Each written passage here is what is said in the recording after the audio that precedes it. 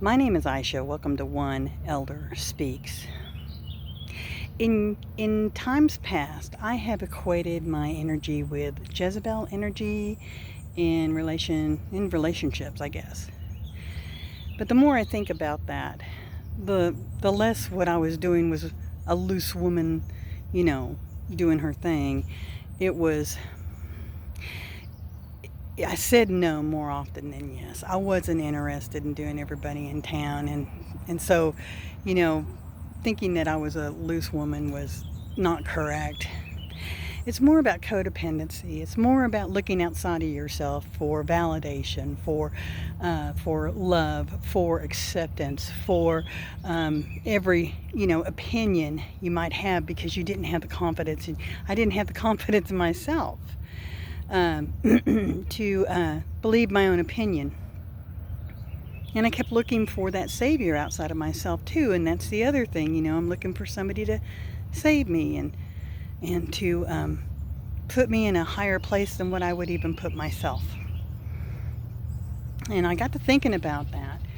These institutions of oppression, they like to also keep us in codependent energy. And I really think that this was the programming that I was born into and that I certainly adapted and I had to work my way out of.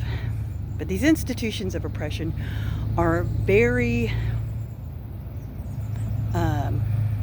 they very much want you to be looking to them for acceptance and looking to them to save you and looking to them to take care of you because, you'll die without whatever it is that we're bringing to you. You'll just absolutely die. And that puts us in our wound, in our trauma. That codependency is a trauma wounding place. And that keeps us there because we're more malleable when we're wounded and when we're traumatized. We're more apt to follow along with what others are wanting us to do in that energy. And the way out of it is to begin to love yourself and to begin to listen to your intuition and to begin to trust what it's telling you and to begin to walk less for others or less in needing others and more in, what do I want, what do I need, and how do I achieve that?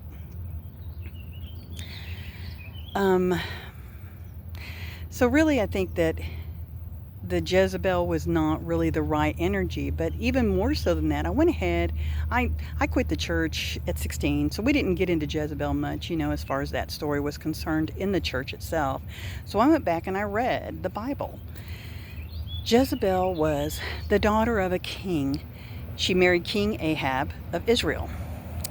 She brought with her the religion of Baal and eventually was very instrumental in murdering like almost all the prophets or all the prophets of Israel except for Elijah, who was in hiding, effectively so. And you know that if she brought it with her that she was totally in charge of that religion, and that's all about controlling people. But you don't have to have a standing army to control them with. You're basically controlling them with their belief systems.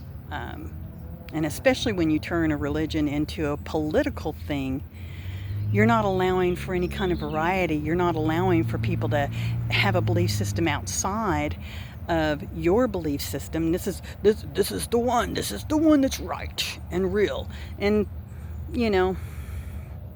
so anybody who doesn't walk in that same alignment of your belief, it's not good. It's not good for them. It doesn't go well. People die. Generations are massacred for no reason. It happens all the time for religion. And that's a particularly scary thing to do.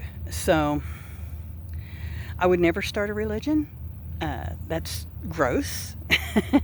And I will never ever claim Jezebel energy ever again. It wasn't accurate either. Be aware of the ways that we are being controlled and do what you can to step out of it, man. And that comes about by your healing. healing our traumas and our wounds and getting back to who we are. And if you walk in love, you ain't going to go wrong. Period. Love and life.